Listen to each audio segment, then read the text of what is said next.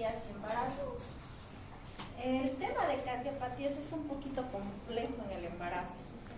Ya desde ya las cardiopatías son complejas, digamos, y sobre todo en el embarazo también. Normalmente en el embarazo se van a producir cambios a nivel fisiológico cardiovascular que conllevan a que la paciente sea más propensa a tener problemas cardiológicos. Pero así como es más propensa, la paciente también tiene la facilidad de sobrellevar con más facilidad, porque el gasto cardíaco en la mujer embarazada aumenta bastante, casi el 50%. ¿Cuántos litros normalmente de sangre tenemos? 5 litros. Aumentando el gasto cardíaco y la volemia en la paciente, más o menos 2,5 litros más de lo que nosotros normalmente tenemos. Entonces todo eso se distribuye o se redistribuye en lo que es la placenta y el producto, justamente para hacer que se desarrolle bien, crezca adecuadamente. Entonces eso ya es una sobrecarga para el corazón de la paciente embarazada. Por eso algún momento les comentaba que cuando nos piden una valoración cardiológica para una cirugía, por ejemplo en una cesárea, alguna vez a modo de chiste les decíamos, pero ¿qué otro control cardiológico quieren teniendo una paciente embarazada que no tiene ninguna complicación? Eso ya es un dato de que ese corazón está bien. ¿Por qué? Porque ese corazón está resistiendo toda esa sobrecarga que hay, ¿verdad? Y otro dato importante es que cuando nace el bebé, todo ese líquido, o esa sobrecarga que se ha generado durante los 9 meses de embarazo, no sale todo en el momento del nacimiento. O sea que la paciente queda con un cierto volumen en exceso. Es por eso que la paciente después del embarazo se hincha, está edematizada, porque tiene que distribuir todo ese líquido. Entonces ahí ya vemos que hay bastantes cambios cardiovasculares. Por eso que en el momento de hacer el diagnóstico de una paciente cardiológica es más difícil. Si tenemos una paciente cardiológica ya cardíaca y previo al embarazo es más sencillo, porque ya sabemos que es cardíaca la paciente, ya sabemos que está haciendo algún tipo de tratamiento, ya sabemos qué contraindicaciones tiene, o ya es más fácil tratar a la paciente. Pero diagnosticar una cardiopatía en el embarazo es más complejo. ¿Por qué? Porque desde ya la paciente embarazada tiene muchos síntomas. Ya la paciente embarazada, cuando empieza a crecer, sobre todo en el 7º mes de embarazo, les va a decir, me canso rápido, puede que tenga disnea, falta de aire, sensación de que se está ahogando, así algunos datos de que son parte o síntomas de una cardiopatía. Entonces ya es más difícil poder valorar realmente si es una cardiopatía o solamente son síntomas que normalmente se sienten en el embarazo. Entonces ahí digamos lo complejo. Vamos a hablar a grandes rasgos un poquito de las cardiopatías, del riesgo que tienen en el embarazo, qué tratamientos se pueden y qué tratamientos no se pueden utilizar en la paciente cardiópata. Como les digo, es más complejo porque esto es manejo por especialidad. Cardiología tiene que estar haciéndose cargo también de la paciente, pero a nosotros nos interesa los riesgos que puede haber en la paciente embarazada. Para entender un poquito la cardiopatía en el embarazo tenemos que saber lo fisiológico, como en cualquier otra patología. Dentro de lo que es los cambios fisiológicos en el embarazo, en el sistema cardiovascular, son 3 puntos los más importantes o 3 cambios los más importantes que se producen. Y las hormonas que actúan con mayor intensidad o que producen estos cambios, generalmente la progesterona, hemos visto que casi en todos los casos es la hormona que más cambios fisiológicos produce. ¿Para qué? Para que el producto se vea beneficiado. Entonces la progesterona también es una de las hormonas que va a actuar a nivel del sistema cardiovascular. El primer cambio dentro de los 3 más importantes es el aumento de la volemia, lo que les decía, entre un 30 a un 50%, desde el primer trimestre, o sea, desde que la paciente se embaraza y inicia su embarazo, va a haber cambios. Y el mayor cambio que se va a ver generalmente es al 2º trimestre. ¿Por qué se produce este aumento de la volemia? Porque la progesterona va a actuar sobre el sistema renina-angiotensina, aldosterona, haciendo que lo active con mayor facilidad. Entonces, esto va a provocar que se aumente el volumen plasmático. Quiere decir que la paciente va a empezar a retener líquido. Va a haber un aumento del volumen plasmático, pero al mismo tiempo va a haber un aumento de la masa eritrocitaria. Pero ¿qué pasa? El volumen plasmático aumenta el doble y la masa eritrocitaria no. Aumenta, pero no el doble. Entonces, ¿qué va a pasar? Esa masa eritrocitaria va a estar diluida en el doble de volumen plasmático. Entonces, cuando se toma una muestra de sangre, lo que va a detectar la muestra de sangre es una anemia. ¿Por qué? Porque hay más dilución, hay una hemodilución porque el volumen plasmático es el doble, pero no así que haya disminuido la masa eritrocitaria. Entonces, por eso se dice que es una anemia fisiológica. Y esto generalmente se produce el segundo trimestre del embarazo. Es por eso que a partir del segundo trimestre del embarazo, la mamá tiene que empezar a utilizar hierro para compensar esta anemia fisiológica que se va a presentar. Entonces, no es que específicamente la paciente haya disminuido la cantidad de hemátides o la masa eritrocitaria, sino que esto se ha diluido más por el aumento del volumen plasmático. ¿Y esto a causa de qué? A causa de la hiperactividad del sistema renina-angiotensina-aldosterona. Otro cambio fisiológico que se produce es el aumento del gasto cardíaco. Obviamente, al haber un aumento del volumen, al haber un aumento de la volemia, ese aumento de volumen va a hacer que la precarga hacia el corazón aumente. Que quiere decir que el corazón tiene que resistir mayor volumen, le va a llegar mayor volumen y tienes que ser capaz de resistir esa precarga para ayudar a que su poscarga no sea inadecuada. ¿Para qué nos va a servir la poscarga? Para que todo ese flujo se dirija o se redireccione a mejorar la perfusión a nivel de la placenta. Entonces va a ser que el volumen latido, quiere decir que cada latido, cada volumen que se elimina de sangre en el latido también va a aumentar, porque estamos diciendo que la precarga aumenta. Y por ende, como va a haber mayor precarga, tiene que tratar de compensar ese corazón a esa precarga, va a hacer que la frecuencia cardíaca aumente.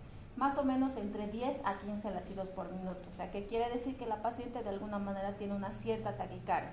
Si ustedes van a hacerle la valoración de la frecuencia cardíaca, ¿cuánto es lo normal en un paciente en reposo? 60, 70. En una paciente embarazada, lo normal en reposo puede ser hasta 90. Entonces se eleva su frecuencia cardíaca porque tiene que compensar esa precarga, ese aumento de volumen que está teniendo en ese momento. Por eso que les digo que el corazón de la paciente embarazada es un libro abierto para ver cómo ese corazoncito resiste a todos estos cambios. Entonces, ¿qué cambios más nosotros necesitamos saber para que esa paciente esté bien? Si una paciente sobrelleva un embarazo, ese corazón está perfecto, ¿no? Si realmente está sucediendo algo en el corazón, es porque esa paciente en ese momento probablemente todo este cambio va a desencadenar alguna cardiopatía que probablemente o había congénita, porque hay muchas cardiopatías congénitas que no descubren hasta el momento de su embarazo, o alguna adquirida, sobre todo las reumatológicas, que son las más frecuentes, las cardiopatías más frecuentes. ¿Qué otro cambio? Entonces hemos dicho 3 cambios. La disminución de la resistencia periférica. Ya habíamos visto algo en preeclampsia. Habíamos visto que lo normal es que se empiecen a eliminar sustancias vasodilatadoras. ¿Para qué? Para que los vasos sanguíneos disminuyan su resistencia periférica y mejore el flujo hacia la placenta. Entonces, en el caso de estas pacientes, esto también favorece de que la precarga aumente más todavía, porque va a haber una resistencia la resistencia vascular periférica. Pero lo principal para que disminuya la resistencia es que el flujo mejore hacia la placenta, que ese embarazo o que desarrolle de forma adecuada, que el producto se desarrolle de forma adecuada. Si vemos alguna alteración en todo este nivel, obviamente el principal problema va a estar a nivel fetal. Lo que más va a sufrir en la paciente va a ser la placenta, porque le va a llegar menos sangre, le va a llegar menos oxígeno, por ende va a ser más pequeña la placenta, va a ser más pequeño el bebé. Entonces son algunas características o morbilidades que se presentan sobre todo en el bebé, ¿no? Pero son generalmente los cambios fisiológicos los 3 que estamos viendo en este momento.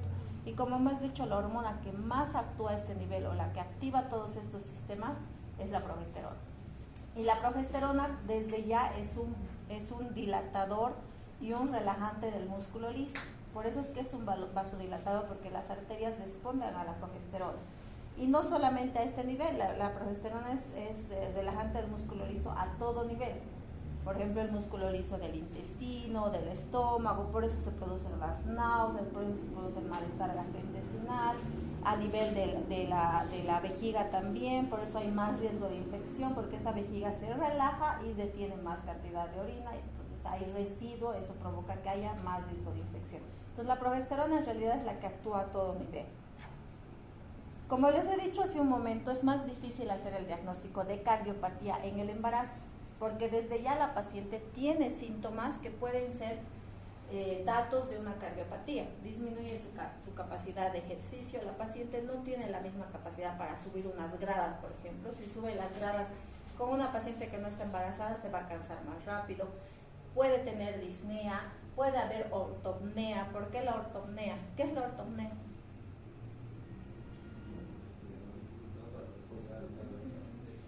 ¿Cómo? Dificultad para esperar en decúbito dorsal. En decúbito dorsal. ¿Por qué en la paciente embarazada es mayor esta? Porque la presión que ejerce el producto o el útero es directo sobre la vena cava. Entonces esto disminuye el flujo y esto va a provocarle ortopnea. Entonces también es muy común palpitaciones, síncope. Entonces si ustedes ven, en general los síntomas que presenta una paciente embarazada son muy similares a los síntomas que una paciente no embarazada nos haría sospechar de una cardiopatía. Entonces vamos a ver que hay algunos síntomas en específico que nos tienen que llamar más la atención. Sobre todo ver la capacidad funcional que tiene la paciente, ¿no? Si hay alguna dificultad, todo esto va a presentar la paciente, pero tiene que ser ciertas situaciones en especial, cuando hace algún movimiento, cuando hace alguna actividad en específica que tenemos que ver que presenta con mayor intensidad. Y lo mismo cuando hacemos el examen físico. Igual puede tener los mismos datos que una paciente cardiópata. Puede haber hiperventilación porque está disminuyendo la capacidad pulmonar, entonces el pulmón necesita hacer más actividad. Puede haber edema periférico que se puede ver en un cardiópata también. ¿Por qué? Porque hay un aumento del volumen plasmático y todo eso se extravasa al líquido extracelular y va a tener un edema, generalmente en miembros inferiores. Puede haber ingurgitación de la vena yugular, que se ve en insuficiencia cardíaca, pero también en la paciente embarazada. Entonces es un poquito más difícil poder diagnosticar a la paciente con cardiopatía. Ahora, cuando ustedes hacen la auscultación de una paciente embarazada, puede también presentar soplos. Ahí vamos a poder un poquito diferenciar entre lo que es una paciente cardiópata y una paciente embarazada. La paciente cardiópata, por este aumento de la precarga, puede presentar soplos sistólicos. O sea, ¿qué quiere decir? Que si la paciente tiene soplos sistólicos, podemos asociar a este aumento de la precarga. Pero si la paciente va a presentar soplos diastólicos, no son normales. Entonces ahí hay una diferencia de dónde podemos encontrar el dato para sospechar que es una paciente cardiópata. Entonces los soplos sistólicos son generalmente normales. Solo en caso de que el soplo sistólico sea grado 3, o sea que quiere decir que sea muy intenso, vamos a sospechar de alguna cardiopatía. Pero si son soplos sistólicos suaves, es normal. En cambio, los soplos diastólicos no son normales. Esos sí ya son patológicos. Entonces ahí ya tenemos algún dato. Ahora, si sospechamos de alguna patología cardíaca, obviamente nos vamos a apoyar de otros tipos de estudios, como por ejemplo el ecocardiograma. El ecocardiograma nos puede ayudar a hacer el diagnóstico de cardiopatía. ¿Cuáles son las condiciones o las complicaciones que puede presentar, que pueden implicar riesgo tanto para la madre como para el producto? ¿Cuándo vamos a decir si se hace el diagnóstico de cardiopatía en una paciente embarazada, que es una paciente con alto riesgo? Lo primero que tenemos que saber para determinar o clasificar a la paciente como alto riesgo o bajo riesgo son las clasificaciones de capacidad funcional en la insuficiencia cardíaca. ¿Cuál es la clasificación?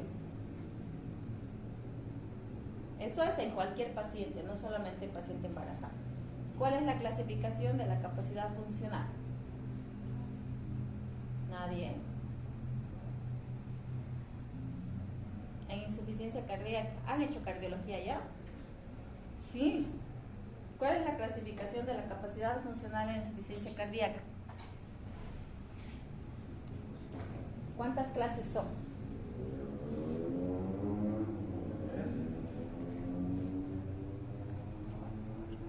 ¿Cuántas clases son? No por haber visto eso, un cardio. ¿Cómo se clasifica una insuficiencia cardíaca? Por la capacidad funcional, ¿verdad? ¿Cuántas clases son? Son 4 clases. La 1, ¿qué dice? La clase 1.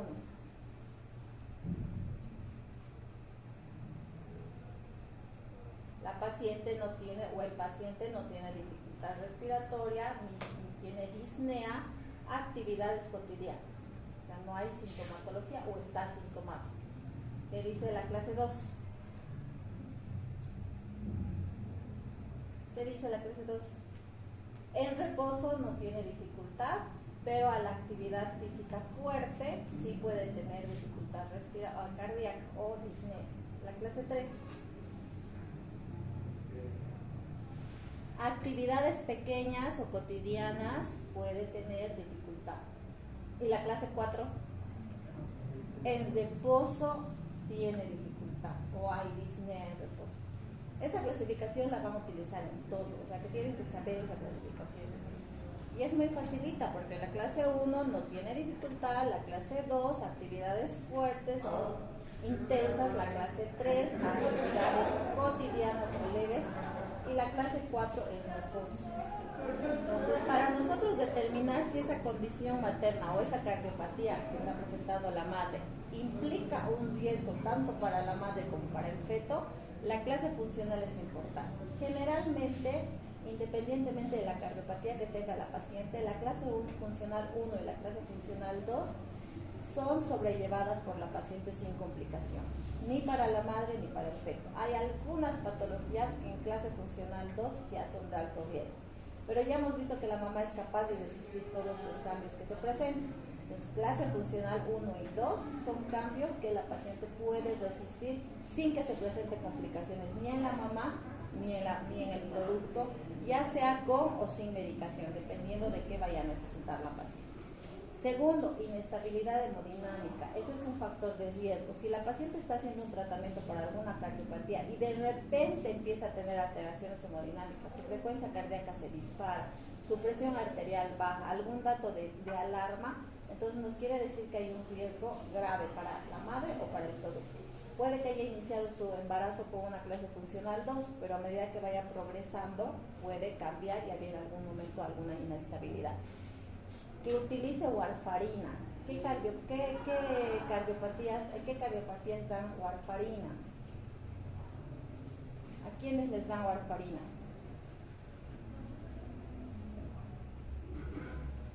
¿Qué es la warfarina? Anticoagulante. ¿Cómo actúa?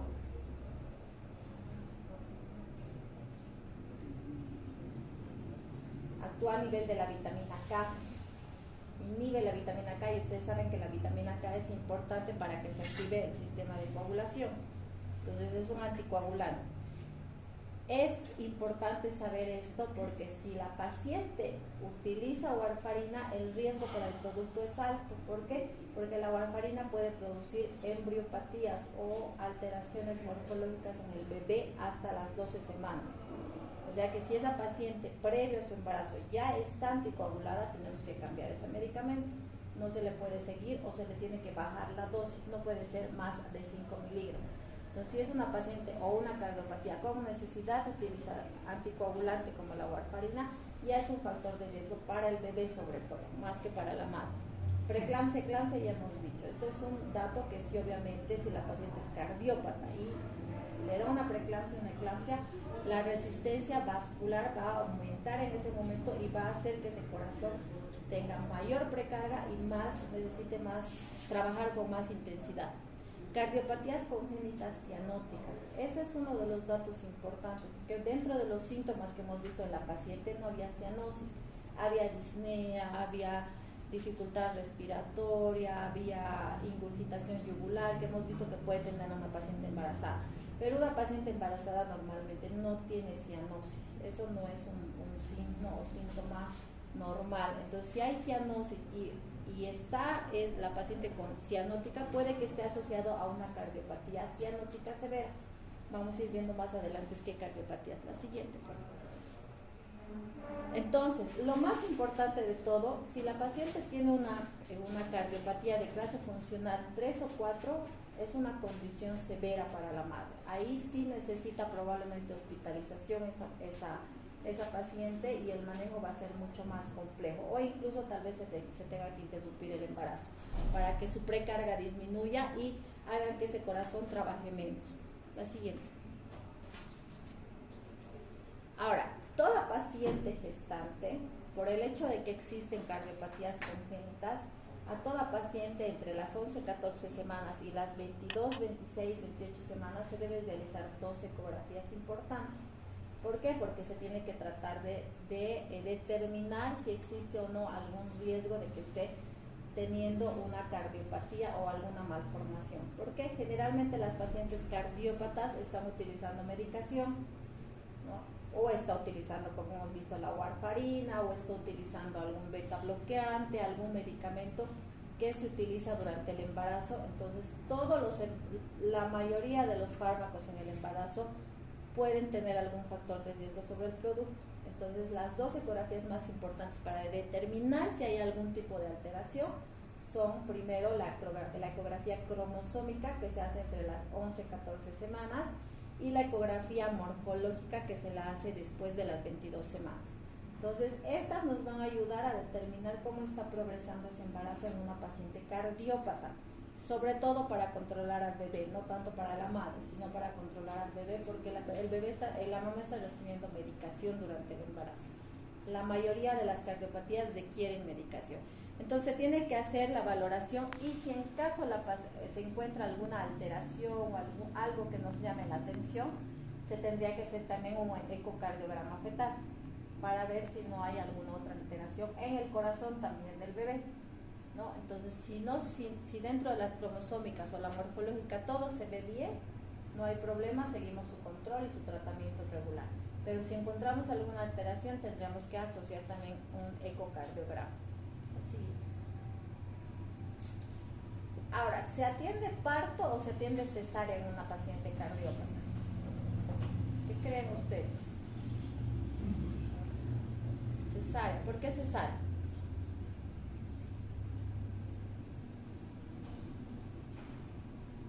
Hemos dicho que el corazón de la mamá es resistente, está resistiendo mucho volumen, está resistiendo el aumento de su frecuencia cardíaca. Entonces, no hay contraindicación para hacer cesárea si la paciente tiene una clase funcional 2 o 1, porque esa paciente tiene la capacidad de resistir. Pero si estamos con una paciente de clase funcional 3 o 4, lo más probable es que el aumento de la precarga durante el dolor, porque el dolor también produce taquicardia, ¿no ve? El aumento de la precarga durante el dolor no la va a poder resistir. Entonces también se tiene que valorar a la paciente en qué clase funcional se encuentra. 1, ¿se puede atender parto? Sí, se puede atender parto. Incluso se puede llegar a conducir un trabajo de parto, o sea, administrarle medicamentos para que progrese más rápido. Solamente no se puede utilizar la prostaglandina. ¿Qué medicamento conocen? ¿Cómo es el nombre comercial de la prostaglandina o el análogo de prostaglandina en el embarazo? ¿Qué utilizan? Análogo de prostaglandina.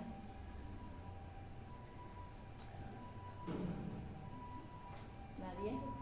Misoprostol. El misoprostol es un análogo de prostaglandina que se utiliza para inducir el trabajo de parto. ¿Quién ha dicho misoprostol? Es un análogo de prostaglandina que se utiliza para inducir el trabajo de parto. Cuando el parto inicia, esto ya es parto, pero tendrían que saber ustedes, cambios fisiológicos que se producen en el inicio del trabajo de parto es la producción o el aumento de la producción de prostaglandina. Las prostaglandinas actúan a nivel del cervix, haciendo que se reblandezca el cervix y empiece la dilatación. Entonces la prostaglandina es un inductor del trabajo de parto. Entonces en la paciente cardiópata lo único que no se puede utilizar es la prostaglandina, pero el resto de los medicamentos sí podemos utilizar. La oxitocina se puede utilizar, entonces puede inducir un trabajo de parto y puede terminar en un parto vaginal. Pero a diferencia de otras pacientes, lo ideal es que se utilice anestesia peridural para que disminuya el dolor y no aumentemos el estrés en la paciente, ¿no? O sea, que sea lo más sencillo posible su parto. Ahora, ¿en qué condiciones no podríamos atender un parto? La siguiente. Primero, ya habíamos dicho de un inicio, en pacientes con clase funcional 3 o 4. Ahí ya no hay donde perdernos. Clase funcional 3 o 4 de las pacientes son pacientes con factores de riesgo. Pacientes que obviamente no tengan condiciones obstétricas, ¿no? Que no esté, que la pelvis no sea adecuada, condiciones obstétricas de indicaciones de cesárea. Algunas cardiopatías en las que, a pesar de tener una clase funcional 1 o 2, igual se tiene que atender un parto porque hay mucho riesgo. Por ejemplo, el síndrome de Marfan. ¿Saben qué es el síndrome de Marfan? ¿Quién me dice el síndrome de Marfan?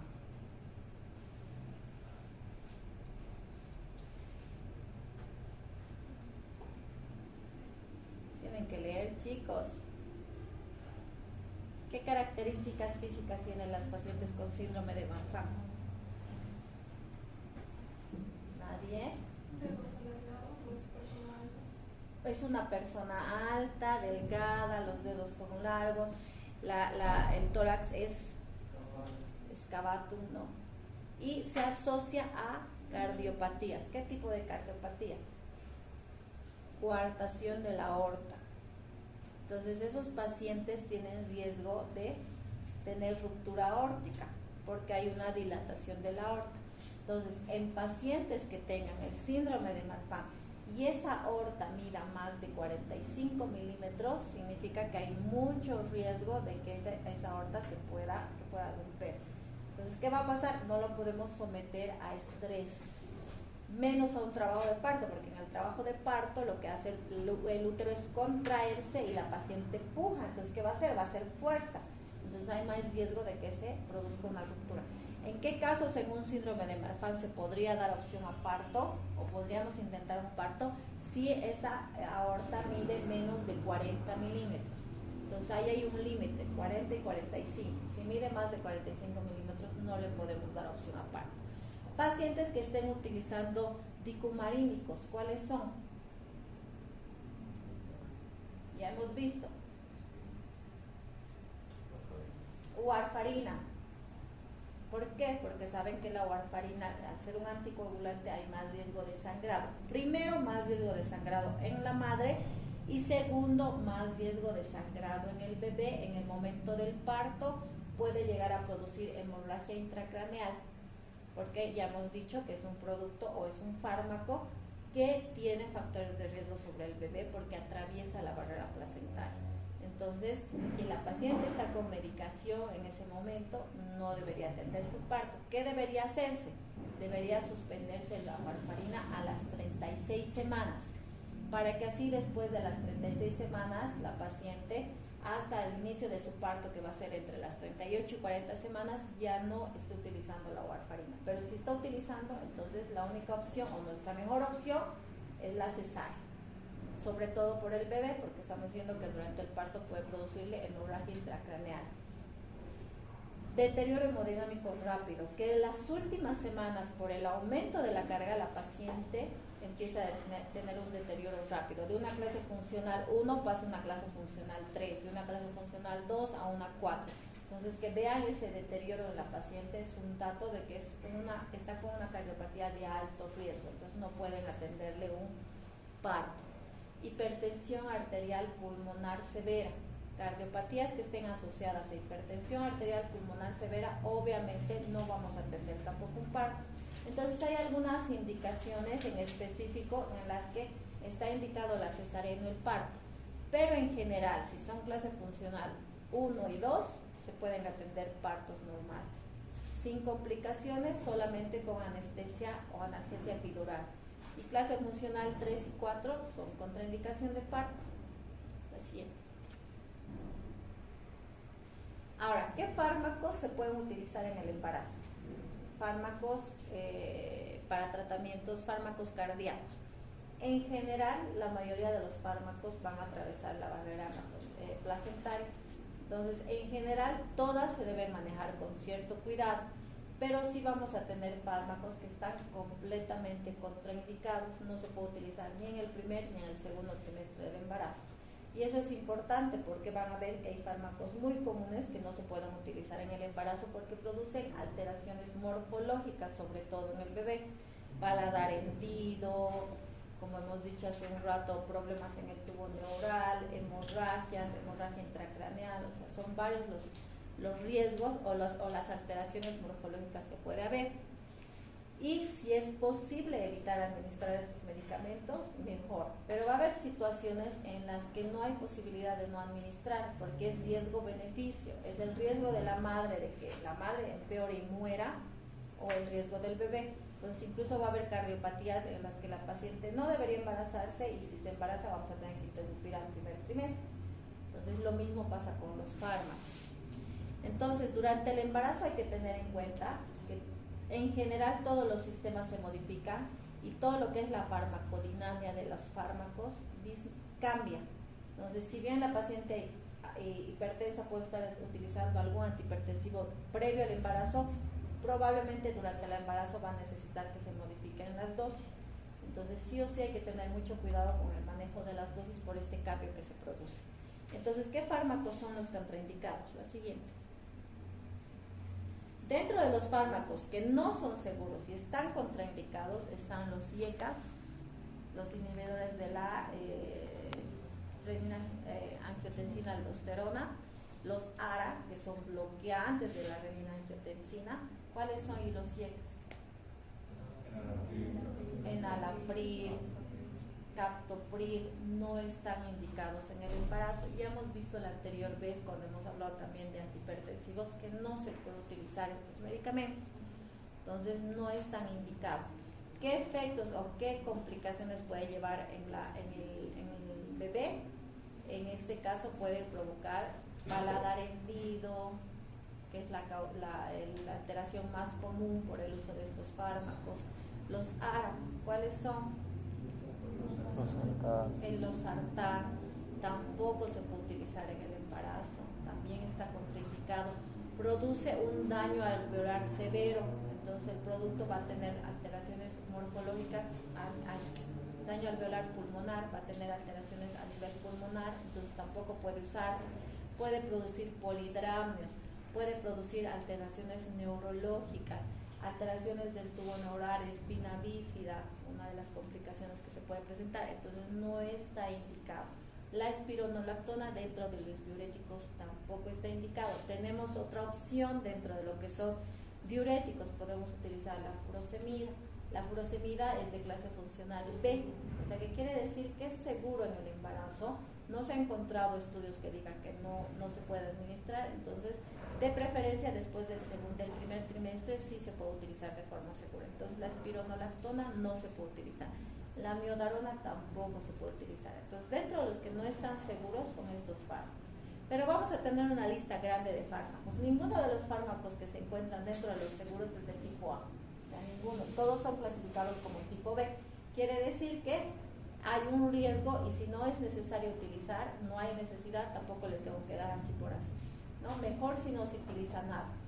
Pero dentro de los que están seguros, la aspirina, pero la aspirina como antiagregante plaquetario, no la aspirina como analgésico. Entonces, ¿qué quiere decir? Que a una dosis de 100 miligramos voy a poder utilizar. Entonces, como en el caso de antiagregación plaquetaria, la aspirina es el mejor tratamiento. La mayoría de las cardiopatías necesitan algún antiagregante plaquetario o algún anticoagulante, porque sabemos que las cardiopatías son situaciones trombo que favorecen la formación de trombos. Entonces, hay que tratar siempre de anticoagular a la paciente embarazada con cardiopatía. Los diuréticos, ya hemos dicho, la furosemida se puede utilizar, también categoría B, o sea que sí podemos utilizar. Beta bloqueantes, ya hemos visto la anterior vez que beta bloqueante podemos utilizar en el embarazo.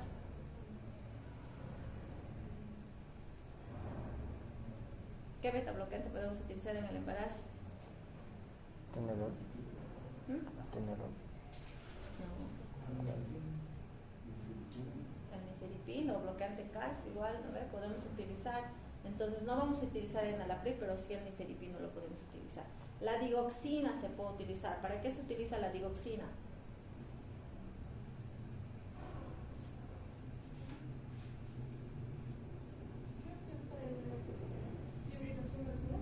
Para fibrilación, para arritmia supraventricular. La lidocaína también se puede utilizar igual para fibrilación supraventricular, arritmias ventriculares, la adenosina. Entonces son varios los fármacos que podemos utilizar.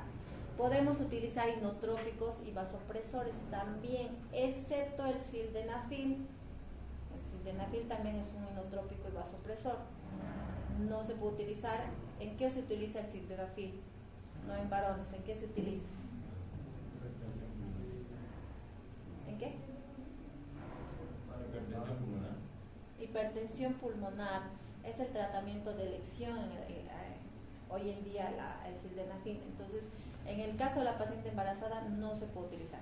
Pero otros inotrópicos sí podemos utilizar. ¿Qué inotrópicos? Dopamina se puede utilizar, epinefrina se puede utilizar. Entonces hay varios medicamentos o varias opciones de tratamientos que sí se pueden utilizar, ¿no? Entonces no es cesada la medicación en la paciente cardiópata. Sí es complicado porque cada patología va a tener una cierta medicación, pero sí tenemos que saber mínimamente cuáles son los fármacos seguros en el tratamiento de las pacientes cardiópatas. La siguiente.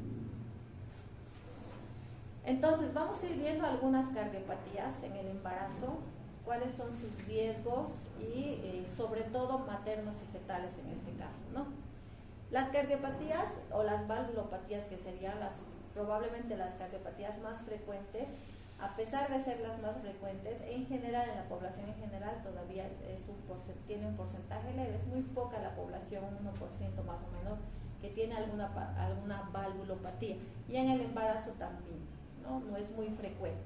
Las valvulopatías o las cardiopatías valvulares, generalmente antes teníamos una incidencia alta de las adquiridas por la fiebre reumática, pero en la actualidad esa incidencia también ha disminuido bastante porque se hace tratamiento. En la actualidad se hace el tratamiento, entonces el riesgo de que se produzca una cardiopatía o una valvulopatía reumática es menor que antes. Antes era mucho mayor. Y las cardiopatías o valvulopatías congénitas, eso sí, sobre eso probablemente no podemos actuar. Pero lo bueno de las valvulopatías congénitas es que también la tecnología ha avanzado tanto que la mayoría de los pacientes llegan a operarse a edades tempranas y en edad fértil, más del 50% de las pacientes ya no tienen ninguna sintomatología ni ninguna alteración. O sea que pueden tener una vida fértil o un embarazo completamente normal. Solo un 50% llega con algún nivel o alguna disminución de su capacidad funcional. Entonces, la tecnología en general nos ha ido favoreciendo en esto. Obviamente, cualquier tipo de cardiopatía asociada a valvulopatías va a producir efecto o va a producir alteraciones tanto sobre la madre como sobre el producto. Principalmente sobre el producto, ya sea disminuyendo su perfusión, vamos a encontrar productos con restricción de crecimiento intrauterino. Es una de las complicaciones que más se ven en las pacientes cardiópatas. Listo, vamos al siguiente. Dentro de la evaluación de la paciente, lo que tenemos que hacer para evaluar a una paciente con algún tipo de valvulopatía o alguna alteración es su capacidad funcional. A nosotros como obstetras o como médicos lo que más nos interesa es la capacidad funcional. Si vamos a encontrarnos con pacientes con capacidad funcional 3 o 4, esa paciente requiere manejo por tercer nivel y por especialidad. No podemos manejarla, es mucho más difícil medicar a la paciente porque obviamente vamos a necesitar el manejo más especializado y probablemente va a estar contraindicado con su embarazo. Entonces, lo más importante primero es diagnosticar a la paciente, saber en qué momento se encuentra, en qué situación se encuentra, para ver cuál va a ser, a dónde la vamos a redireccionar para ver su manejo. Segundo, hay que valorar cómo está respondiendo a su embarazo. Si en el embarazo tiene algún cambio brusco o no se ha presentado ningún cambio en su capacidad funcional. Si la paciente tiende a tener alteraciones muy bruscas durante el embarazo, su insuficiencia cardíaca es muy marcada en relación a cómo era antes de su embarazo, entonces probablemente incluso ese embarazo no va a poder llegar a término. Pero si la paciente desde el primer trimestre sobrelleva ese embarazo o sobrelleva esa cardiopatía, lo más probable es que llegue sin ninguna complicación hasta el tercer trimestre. Hay que ver la manera en la que se instaura su insuficiencia cardíaca, eso es importante. Generalmente cuando la instauración es brusca, es mucho más fácil tratar a la paciente. ¿no? Si se instaura de forma brusca su insuficiencia cardíaca, le damos medicación y como que se corrige. Pero si la instauración de la insuficiencia cardíaca es de forma progresiva, nos hace más dificultoso hacerle el diagnóstico, porque no la vamos a poder diferenciar entre un embarazo normal o una cardiopatía, y vamos a tardar mucho más en hacer el diagnóstico y por ende va a haber muchas más complicaciones. Entonces eso es muy importante el momento de hacer el diagnóstico. ¿Qué nos ayuda a saber qué tipo de valvulopatía es? Ya hemos dicho, primero la clase funcional y segundo la presión arterial a nivel pulmonar. Son dos cosas que se tienen que valorar para ver el riesgo de la paciente. Si la presión a nivel de la arteria pulmonar es muy elevada, esto se va a valorar solamente con ecocardiografía, entonces ahí también vamos a poder clasificar a la paciente entre una paciente de alto riesgo o una paciente de bajo riesgo. ¿Para qué nos interesa clasificar a la paciente? Para ver si ese embarazo va a poder llegar a término o en algún momento se va a tener que interrumpir el embarazo porque está afectando la vitalidad de la paciente. La siguiente. Ahora, si al inicio de su valoración la paciente tiene una clase funcional 2 o 1 y está sobrellevando el embarazo, cada trimestre tengo que volver a hacer su valoración. O sea que cada trimestre tendría que volver a clasificarla dentro de la capacidad funcional y cada trimestre tendría que hacerle un ecocardiograma para ver cómo está la presión arterial pulmonar, para que así yo siga viendo su manejo. Si no ha habido modificaciones, obviamente esa paciente va a seguir hasta el final, pero si en algún momento veo una modificación muy brusca, probablemente en ese momento voy a tener que interrumpir el embarazo. Ahora, dentro de las valvulopatías de alto riesgo pueden ser estenóticas o pueden ser alteraciones valvulares o enfermedades valvulares. Dentro de las valvulopatías de estenosis, las más afectadas, como sabemos, la válvula mitral y la válvula aórtica. Entonces, en este caso, dentro de las clasificaciones de las de mayor alto riesgo, las patologías de mayor alto riesgo están la estenosis aórtica severa, la estenosis mitral, en este caso de clase funcional 2. Les había dicho que la mayoría de las patologías 1 y 2 se pueden sobrellevar, pero que algunas patologías, como en este caso la estenosis mitral, a partir de una clase funcional 2 ya es una paciente de alto riesgo. Es mucho más difícil manejar a las estenosis mitrales. Enfermedades pulmonares mitrales que puedan estar asociadas a hipertensión pulmonar. Ya hemos visto que la hipertensión pulmonar es un dato o un signo de alto riesgo. Enfermedades valvulares aórticas o mitrales que estén también asociadas a alguna disfunción ventricular sistólica. Entonces, cualquiera de estas patologías son de severidad. Y lo que habíamos dicho al inicio también, la cianosis materna. La cianosis nos indica severidad en la paciente. A diferencia de los otros síntomas, disnea, palpitaciones, la cianosis es un síntoma o un signo que nos va a indicar severidad en la paciente. Y clase funcional 3 y 4, que ya lo hemos repetido muchas veces, y el síndrome de Marfan, pero el síndrome de Marfan va a depender mucho en qué etapas en qué situación nos estamos encontrando. Si es un síndrome de Marfan con una coartación o una medida de la aorta de menos de 40 milímetros, estamos hablando de un paciente que puede clasificarse probablemente con una clase funcional 1 y 2, o sea que puede llevar un embarazo normal. Obviamente, después de su embarazo, la paciente va a requerir probablemente una cirugía. Pero si estamos ante una paciente con un síndrome de Marfan con más de 45 milímetros, independientemente de la edad gestacional, probablemente ese paciente va a necesitar una cirugía. Y una cirugía con embarazo es de muy alto riesgo, lo que probablemente va a hacer que se tenga que interrumpir el embarazo. Y no le vamos a decir a un paciente con esa medida de la aorta porque nos espere 9 meses para operarla, porque sabemos que en cualquier momento eso va a romperse. Entonces también depende de cómo se encuentre esa aorta en el síndrome de Marfan. Así. Entonces, hemos dicho que dentro de las valvulopatías están las estenosis, la aórtica y la mitral, las más comunes. Por eso que les digo que vamos a hablar de las más comunes probablemente. La estenosis mitral, por lo general, es de causa adquirida y una de las causas más comunes es la reumatológica. ¿No? Es muy poco común las estenosis mitrales congénitas, son mucho más frecuentes las reumáticas.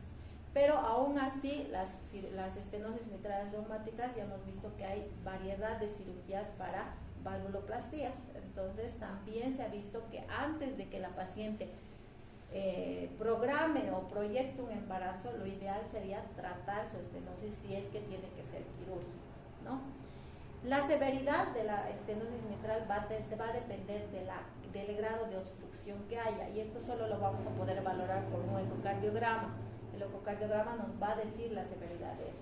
Si es un grado severo, obviamente puede que la paciente también necesite una valvuloplastía. Entonces eso no va a estar indicado o va a estar contraindicado en el embarazo. Pero si es una estenosis mitral leve, puede sobrellevarse el embarazo sin complicaciones hasta el final del embarazo y ya después pensar en que se opere. ¿De qué va a depender? De cómo esté primero la obstrucción y de la sintomatología de que tenga la paciente. ¿En qué clase funcional cardíaca se encuentra? Eso es muy importante. Si va a necesitar o no valvuloplastía, como hemos dicho. En caso de necesitar valvuloplastía, no está indicado la valvuloplastía con embarazo, no debería realizarse nunca. Entonces, ¿qué quiere decir? Que si es necesario la paciente realizarle la valvuloplastía, probablemente vamos a tener que interrumpir ese embarazo. Si no es así, con medicación puede que vaya bien. Toda paciente con medicación, con estenosis mitral, tiene mucho más riesgo de tromboembolismo. O sea que probablemente igual va a necesitar desde el inicio de su embarazo el uso de warfarina. Entonces ya hemos visto que la warfarina en los primeros 12 semanas está contraindicada. Entonces hay que ir valorando riesgo-beneficio en la paciente. ¿Qué prefiere la paciente? Disminuir la dosis de la warfarina, más riesgo de tromboembolismo, pero menos riesgo de malformaciones, o continuar con la dosis adecuada de warfarina, menos riesgo de tromboembolismo, pero más riesgo de malformaciones. Entonces todo eso se tiene que poner en una balanza para ver qué tratamiento se va a realizar. Y obviamente si hay tromboembolismo hay mayor riesgo de muerte. Entonces todo esto se tiene que ir valorando desde el primer trimestre hasta el último trimestre. Lo más difícil probablemente en este caso va a ser tratar el primer trimestre, sobre todo por la medicación, pero ya segundo y tercer trimestre es un poco más sencillo si estamos en clase funcional 1 y 2. La siguiente. La estenosis aórtica. En cambio, a diferencia de la estenosis mitral, la estenosis aórtica es mucho más común, la causa más común es congénita. Entonces, generalmente son de causa congénita. Igual que en el otro caso, igual ha disminuido su incidencia porque la ventaja de las cardiopatías congénitas es que se operan de forma temprana, cuando son niños. Entonces, casi siempre al final de la pubertad, el paciente ya está completamente sano y con alguna medicación, pero con una clase funcional 1, ¿no? Entonces esa es una ventaja. Pero en caso de que esta estenosis aórtica no se haya resuelto en la niñez, es mucho más severa que una estenosis mitral. A diferencia de la estenosis mitral que hemos dicho que va a depender de la clase funcional en la que se encuentre, en la estenosis aórtica por lo general no se puede sobrellevar un embarazo. No debería haber embarazo con una estenosis aórtica. Ahora, en caso de que sí se haya producido un embarazo y la paciente desee llevar el embarazo hasta el final, lo más probable es que esa paciente va a necesitar internación o hospitalización durante todo el embarazo. ¿Por qué? Porque va a tener que estar en reposo absoluto. En algún momento va a necesitar oxígeno. Generalmente el segundo trimestre ya requiere oxígeno la paciente.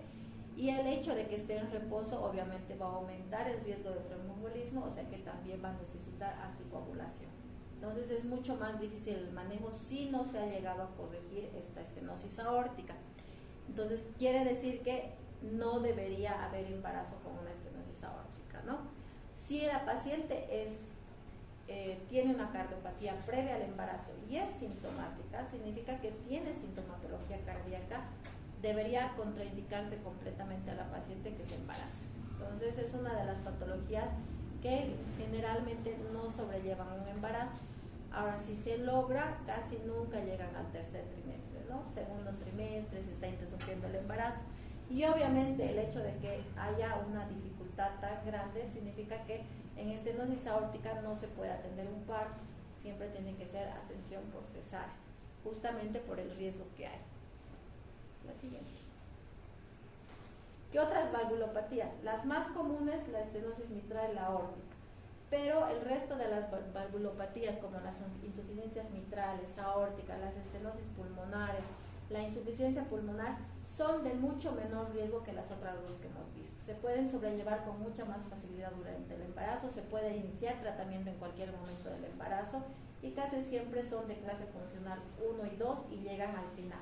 Entonces las otras valvulopatías como las insuficiencias, ya sea aórtica, mitral o las pulmonares, son de más fácil tratamiento, casi siempre son muy bien toleradas. Solo en algunos casos pueden necesitar o ser severas, por ejemplo en la insuficiencia pulmonar, en casos que haya en pacientes que esté asociado a alguna otra alteración como la tetralogía de Fallot, ¿no? Que es ya más compleja. Entonces en algunas situaciones sí son de alto riesgo, pero por lo general las insuficiencias es más fácil sobrellevar. ¿Qué significa insuficiencia? Que ese corazoncito es un poquito más débil, pero a diferencia de una estenosis, la estenosis lo que hace es obstruir.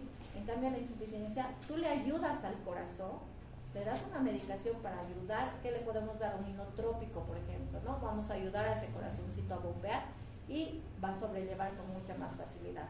A diferencia de las estenosis que casi siempre necesitan cirugía, ¿no? Llegan a necesitar en algún momento. Entonces, por eso es que es más fácil sobrellevar las estenosis o las insuficiencias. La siguiente. Cardiopatías congénitas. Ya hemos dicho que ha disminuido mucho la incidencia de las cardiopatías congénitas en general. ¿Por qué? Porque ahora tenemos la facilidad de que se puedan operar. Y casi el 50% de las pacientes que han nacido con alguna insuficiencia cardíaca congénita llegan al final de la edad fértil completamente normales. Y el otro 50% que tienen una cardiopatía congénita y no se ha hecho ningún tratamiento porque probablemente no se ha diagnosticado su cardiopatía. ¿En qué momento diagnosticamos la cardiopatía? En el embarazo, ¿no? Es muy común que en el embarazo se diagnostiquen cardiopatías. Hemos tenido muchos casos de pacientes que han tenido 2, 3 hijos en la casa sin ningún problema, pero el cuarto hijo llegó y tenía una cardiopatía, una insuficiencia mitral, una estenosis mitral, por ejemplo, común. Entonces, se ha visto muchos de estos casos. Ahora mucho menos, porque como hemos dicho, ya se hace a la mayoría de los pacientes el tratamiento previo. El siguiente. ¿Qué cardiopatías congénitas son de alto riesgo? Que no se llegaran a diagnosticar y llega a embarazarse la paciente.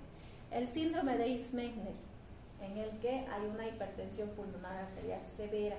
Entonces, esta sí ya hemos visto que asociada a otras alteraciones como la insuficiencia mitral, es una patología, es una cardiopatía severa.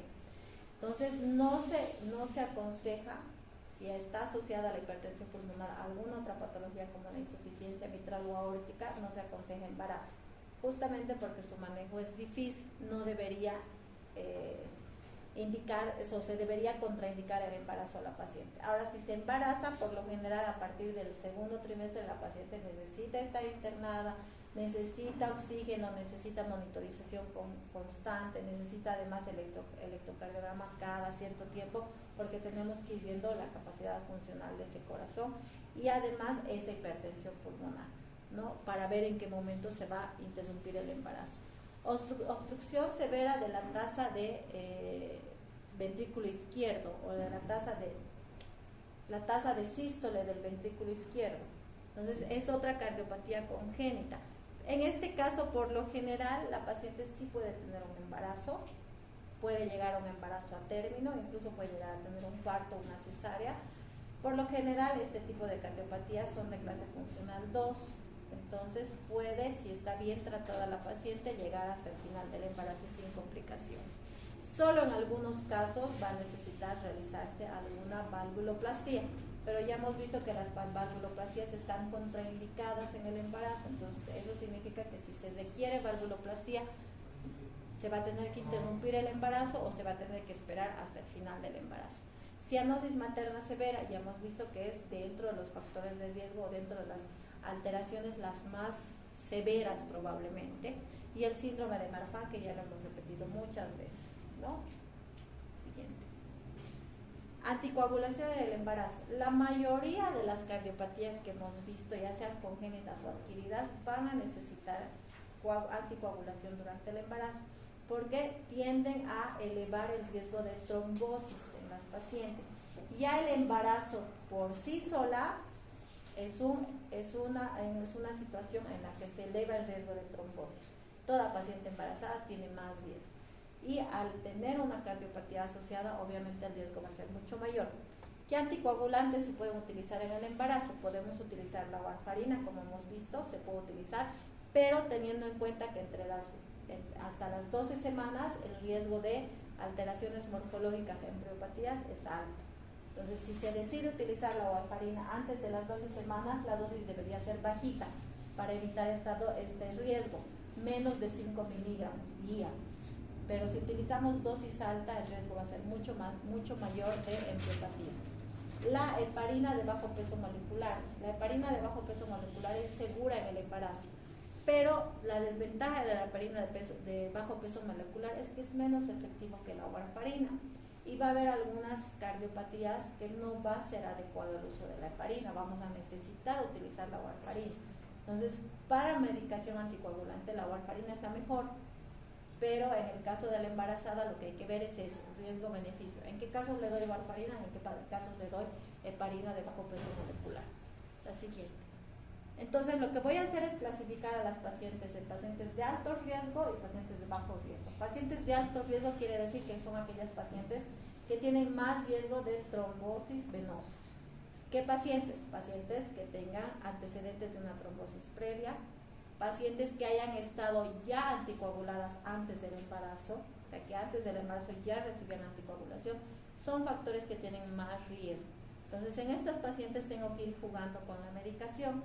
Entonces, lo que puedo hacer en la paciente, tengo que ir valorando si quiero la seguridad de la madre o la seguridad del producto. Obviamente, si es la seguridad del producto, la heparina de bajo peso molecular es la mejor. Pero lo que se puede hacer en este caso es iniciar con heparina de bajo peso molecular hasta las 12 semanas, justamente para evitar el riesgo de alteraciones cromosómicas en el bebé, y a partir de las 12 semanas la warfarina, porque sabemos que la warfarina es la mejor. Entonces, y la warfarina la podemos administrar hasta las 36 semanas sin ninguna contraindicación, o sea que se puede utilizar de forma normal. Y a las 36 semanas la tengo que interrumpir, porque ya hemos dicho que va a provocar más riesgo de sangrado en el parto o en la cesárea, y en el bebé más riesgo de sangrado a nivel intracraneal. Entonces, hasta las 36 semanas de forma segura se puede utilizar. Y en caso de pacientes de bajo riesgo, las pacientes que no tengan estos antecedentes de trombosis venosa, que no hayan estado anticoaguladas antes del embarazo, entonces puedo utilizar de forma segura todo el embarazo la heparina de bajo peso molecular, que es menos efectiva, pero son pacientes con menos riesgo, entonces puedo darle la heparina de bajo peso molecular sin complicaciones. Una vez lleguemos a las 36 semanas, ya hemos dicho que no le podemos dar warfarin, entonces a las 36 semanas no la puedo dejar sin anticoagulación, tengo que seguir dejándola anticoagulada, entonces ahí le puedo volver a cambiar la heparina de bajo peso molecular o la heparina normal, ¿no? Y continuar hasta el final de su embarazo. Entonces, si la paciente requiere anticoagulación, todo el embarazo deberíamos administrarle, dependiendo de si es una paciente con alto riesgo o es una paciente con bajo riesgo. ¿Se entiende? Ahora, por ejemplo, pacientes que hayan tenido antecedentes de trombosis venosa, que no sean necesariamente cardiópatas, embarazadas, debería anticoagularla desde el inicio de su embarazo igual. Porque ya estamos diciendo que el embarazo es una situación de mayor riesgo de trombosis, independientemente si sea o no una paciente cardiópata. Pero como paciente cardiópata el riesgo es mayor. Y peor, voy a tener algunas situaciones en las que la clase funcional sea 3 y 4. ¿Por qué? Porque esas pacientes van a estar en reposo mayor tiempo. Y al estar más tiempo en reposo, más riesgo de trombosis venosa. Al haber más riesgo de trombosis venosa profunda, más riesgo de tromboembolismo pulmonar. Entonces, cada patología lleva algo si no se trata de forma adecuada. Los estados antihipertensivos están dentro de lo que son las enfermedades cardíacas. La hipertensión es una enfermedad cardiológica, entonces ya hemos visto en estados antihipertensivos cuál es la medicación, qué tipos de clasificación existe dentro de las patologías hipertensivas en el embarazo, entonces aquí ya no vamos a redundar, ya sabemos. La siguiente.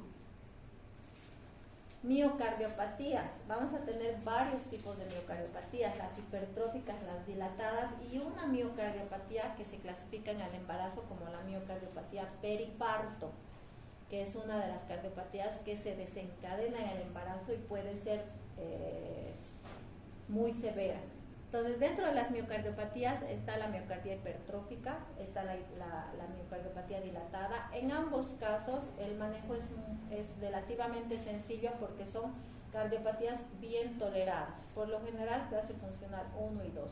Le iniciamos tratamiento con beta bloqueantes y se puede utilizar, ya sabemos, el beta bloqueante durante todo el embarazo. Entonces, el riesgo de estas pacientes es menor, porque como estamos diciendo son bien toleradas y puede interrumpirse el embarazo por vía vaginal sin ninguna complicación. Solamente lo que hemos dicho hace rato, no podemos utilizar las prostaglandinas. Lo siguiente. Y las miocardiopatías dilatadas son más raras que las hipertróficas, pero también por lo general, si son clase funcional 1, son bien toleradas. Pero por lo general, como son raras las miocardiopatías dilatadas, entonces generalmente cuando se presentan o cuando se realiza el diagnóstico son en pacientes con casos severos. Entonces quiere decir que son clases funcionales 3 o 4. Es un poquito más complejo tratar que la hipertrófica, la dilatada, y muchas veces está contraindicada en el embarazo dependiendo de la miocardiopatía que se encuentre. Y el hecho de que sea difícil el diagnóstico de estas miocardiopatías hace que el riesgo o la severidad sea mucho mayor. Si se diagnostica de forma temprana puede llegar a un embarazo normal, sin complicaciones, pero al ser difícil su diagnóstico, generalmente se diagnostica en clases funcionales ya avanzadas y tienen más riesgo de mortalidad tanto fetal como materna. Lo siguiente. Y una de las miocardiopatías que se presenta en el embarazo, que es la miocardiopatía periparto, que quiere decir que se va a hacer el diagnóstico ya sea al final del embarazo, el último mes de embarazo, o las 5 siguientes semanas después de que se ha tenido el parto. Entonces, si el diagnóstico es en ese momento, lo más probable es que estemos ante una miocardiopatía periparto. Generalmente la causa de esta miocardiopatía es autoinmune. Entonces es difícil realizar el diagnóstico. Generalmente se lo hace por descarte. Tenemos que descartar que no sea una miocardiopatía hipertrófica, no sea una miocardiopatía dilatada. Descartamos y estamos ante una paciente que haya tenido su parto o en las últimas semanas de su embarazo, y la manera más fácil o más sencilla tal vez de hacer es por una biopsia. Se hace una biopsia y a través de eso nos va a poder indicar que es una miocardiopatía autoinmune. Entonces, al ser una miocardiopatía autoinmune es menos frecuente probablemente, pero algunos de los datos que hemos visto que se presentan en el último mes o en las siguientes 5 semanas después del parto ya nos hace sospechar de esto. ¿Puede ser severa la miocardiopatía periparto? Sí. ¿Por qué? Porque lamentablemente las últimas 5 semanas o las semanas después del posparto, la paciente ya no hace el mismo control que hace durante el embarazo. A veces se va a la casa después del parto y ahí se quedó, no viene más o viene 1 o 2 meses después. Entonces va a depender mucho de la forma de instauración de la miocardiopatía para su tratamiento y su severidad, y de qué grado funcional o con qué grado de insuficiencia cardíaca se inicia esta miocardiopatía. Si la instauración es de forma tórpida, o sea, quiere decir que inicia antes de que termine el parto y va empeorando lentamente, generalmente tienen mal pronóstico. No se puede llegar a tratar de forma adecuada. ¿Por qué se presentan las miocardiopatías en el embarazo o este tipo de miocardiopatías? Porque ese corazón durante todo el embarazo no resiste a toda esa sobrecarga y se debilita. Entonces tiene una característica muy similar a una miocardiopatía dilatada, ¿no? El corazón como que queda flojo, queda suelto, no resiste, entonces hay una debilidad de ese músculo cardíaco por toda esa sobrecarga que se ha presentado durante todo el embarazo. ¿En qué casos esto se va a poder mejorar? Cuando la instauración es brusca. Generalmente cuando el diagnóstico o la insuficiencia cardíaca se presenta de manera brusca, es más sencillo hacer el diagnóstico y hacer el tratamiento rápido. Entonces en estos casos vamos a recuperar ese músculo cardíaco y va a poder la paciente después de un par de semanas mejorar con el tratamiento. Pero si, como hemos dicho, la instauración es tórpida, o sea, es como que mucho tiempo, vamos a dejar debilitado por mucho tiempo ese corazón y la paciente puede llegar a necesitar un trasplante de cardíaco para que mejore. Entonces es una situación muy compleja la miocardiopatía y no se puede hacer tratamiento fácilmente, porque al haber una dilatación o una debilidad, la paciente tiene más riesgo de tromboembolismo. Si hay más riesgo de que en esa dilatación que se presenta se acumule sangre y se formen coágulos con mucha facilidad. Entonces hay más riesgo de tromboembolismo. Y el momento del posparto la paciente tiene desde ya aumentado el riesgo de embolias. Entonces esto es mucho más complejo tratar. Si no se diagnostica de forma temprana, entonces la complicación más grave es que la paciente necesite un trasplante cardíaco y no pueda sobrellevar. Entonces, ¿cuáles son los factores de riesgo? ¿En qué casos se presenta? Es muy poco frecuente, no es muy común, pero se puede presentar en pacientes generalmente arriba de los 30 años. O sea, que estamos hablando de pacientes jóvenes que no tienen alguna alteración o algún factor de riesgo en específico. En pacientes que hayan tenido una hipertensión gestacional. ¿Por qué? Porque al haber un aumento de la resistencia periférica en la hipertensión, ese corazón va a tener que sobrellevar con mucho más intensidad o una mayor precarga. En pacientes con embarazos gemelares, el hecho de que haya embarazos gemelares, obviamente su bulimia va a aumentar mucho más de lo que hemos visto que normalmente sucede, o sea que ese corazón va a necesitar sobrellevar mucha mayor sobrecarga. Y en el uso de tocolíticos, ¿cuáles son los tocolíticos? ¿Cuáles? Ya, pero no se utiliza el salbutamol en el embarazo. Estamos hablando del embarazo. El nifedipino es un tocolítico. El nifedipino es el beta-bloqueante. El uso indiscriminado de tocolíticos también puede hacer que ese corazoncito se vuelva débil. ¿Por qué? ¿Qué estamos provocando? Que se inhiba la entrada de calcio y que se inhiba la contracción. Nosotros hacemos el tratamiento para inhibir las contracciones uterinas, pero si se ha usado de forma indiscriminada en las pacientes, entonces puede debilitar también el músculo cardíaco.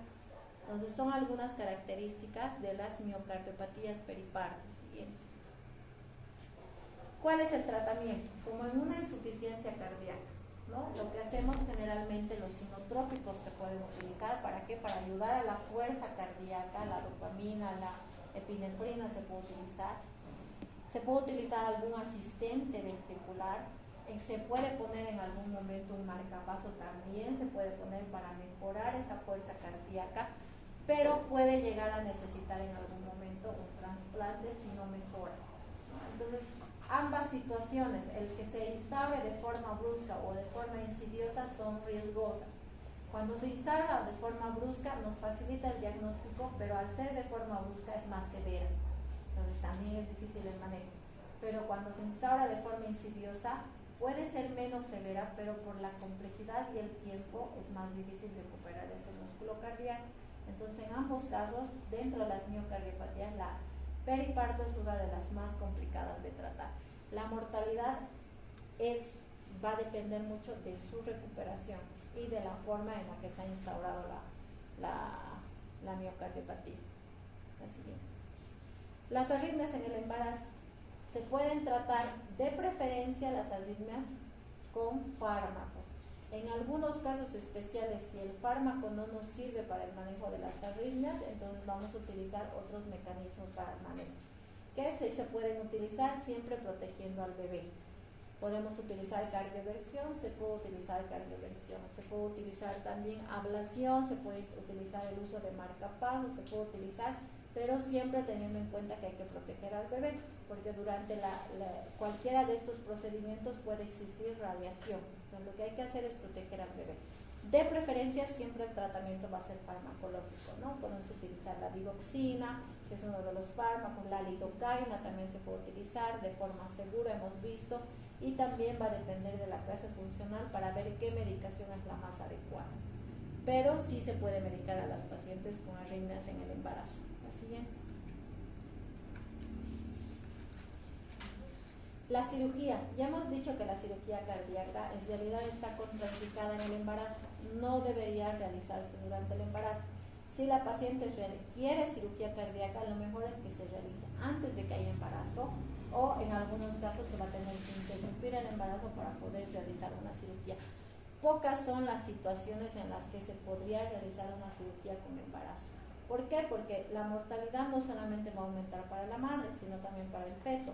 Para la madre aumenta porque obviamente tenemos que estar pendientes del producto, y para el producto aumenta más todavía por toda la primero medicación que se utiliza y el instrumental y la complejidad de la que se trata una cirugía cardíaca. Entonces, contraindicada la cirugía cardíaca en el embarazo solamente en casos realmente necesarios, pero con el riesgo de mortalidad fetal, que es muy alta, llega hasta el 35%. ¿En qué casos tiene mejor pronóstico una cirugía cardíaca en una cirugía cardiológica en una paciente cardíaca? Si se va a realizar en una paciente embarazada, hay ciertas situaciones en las que puede haber mejor pronóstico y tal vez ese riesgo de mortalidad va a disminuir. Si durante todo su control en el embarazo ha mantenido una hemodinámica estable, si durante todo su control en el embarazo su gasometría ha sido estable, o sea que no ha habido alteraciones en el equilibrio ácido-base, si durante todo el embarazo su presión arterial media ha sido adecuada, no se ha producido una presión arterial media alta, ahí nos dice 70 milímetros de mercurio. Entonces, si todos sus controles durante el embarazo han sido adecuados y se requiere la cirugía, probablemente esto va a mejorar el pronóstico de esta cirugía. Pero por lo general está contraindicada la cirugía cardíaca en el embarazo. La siguiente. Ahora, ¿qué hay que tomar en cuenta en las pacientes embarazadas en general para su manejo médico general? Primero, hay que disminuir ciertas situaciones de estrés que van a empeorar su sintomatología o va a empeorar su clase funcional. Hay que tratar de evitar, por ejemplo, o disminuir ansiedad, ¿no? Tratar de mantenerla lo más relajada posible a la paciente, disminuir la ingesta de sodio, obviamente, porque hemos dicho que hay más riesgo de hipertensión en el embarazo, mayores periodos de descanso, va a haber etapas, por ejemplo, en el tercer trimestre que la paciente va a tener que descansar hasta 10 horas, o sea, quiere decir que en el día ya prácticamente no debería trabajar, debería estar más tiempo en reposo. Limitar la actividad física, obviamente en este caso hemos visto que en diabetes, en hipertensión tiene que hacer actividad física, pero la paciente cardíaca lamentablemente no. Entonces, por eso es que casi siempre desde el inicio la paciente está anticoagulada, porque no hace movimiento. Limitar la ganancia de peso, o sea, se tiene que controlar muchísimo más que una diabética, porque el aumento de peso en la paciente obviamente va a hacer que conlleve mayor peso y mayor necesidad de fuerza cardíaca, entonces su clase funcional también puede ir empeorando. Y obviamente va a depender también de la clase funcional en la que se encuentre para ver cómo se van a realizar los controles. Desde ya la paciente cardíaca tiene controles mucho más continuos que un paciente normal, no solamente con el obstetra, sino también con el cardiólogo, porque cada trimestre se va a tener que ir modificando la dosis de su medicación, valorando su clase funcional para ver su manejo y igual el crecimiento del producto, valorando el producto, si se va a necesitar en algún momento ecocardiogramas, estudios especiales. Entonces los controles son mucho más continuos.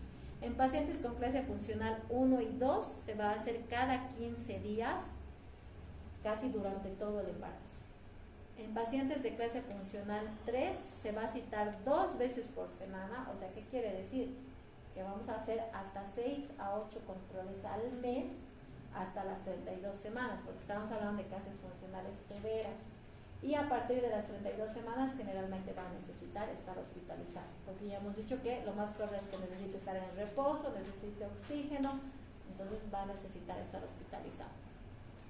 Y la clase funcional 4, obviamente, si se va a decidir mantener un embarazo con clase funcional 4, porque es severo el cuadro, la paciente tiene que estar hospitalizada desde el inicio de su embarazo hasta el final, si es que se llega a concluir un embarazo. Pero generalmente clases funcionales 4 son contraindicaciones para que la paciente se pueda embarazar. Si la paciente es una paciente cardiópata con clase funcional 4, ya su cardiólogo tendría que indicarle que no se puede embarazar.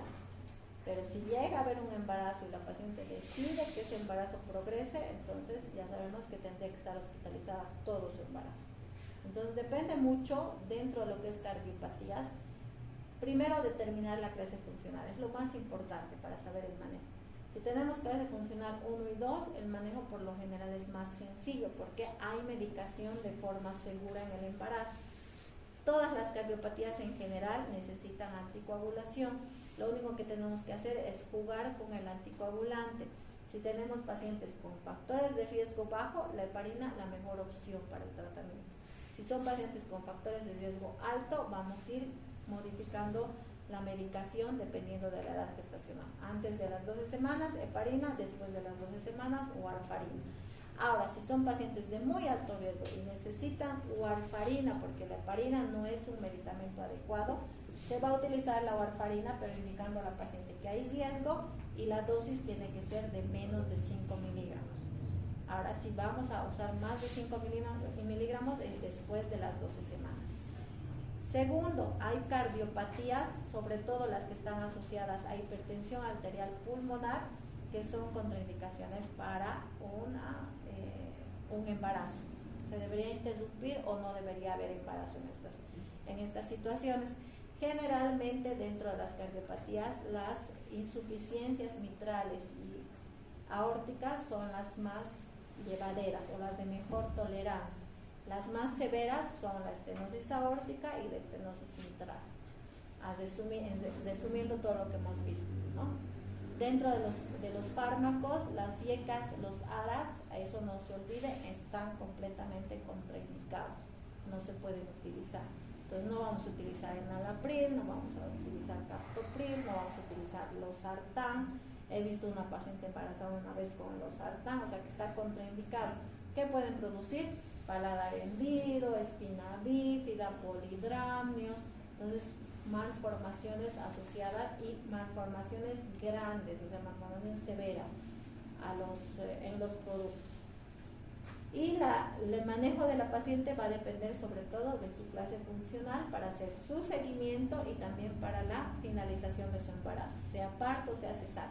Si se atiende parto, no podemos utilizar prostaglandinas, pero sí hay que indicarle anestesia peridural y sí se puede utilizar oxitocina. En el caso de la cesárea, menos complejo, ¿no? Porque la cesárea produce menor precardio. Dentro de las miocardiopatías, la más severa o la más complicada es la miocardiopatía periparto. ¿Qué más? Es un poquito complejo cardiopatías, pero más o menos un resumen de lo que necesitan saber. Lo más importante, fármacos, qué cardiopatías son las más de mayor alto riesgo, cuáles son mejor toleradas, el manejo de la anticoagulación y las vías de interrupción del embarazo. Lo más importante. Y obviamente la fisiología, usted tiene que saber más fisiología.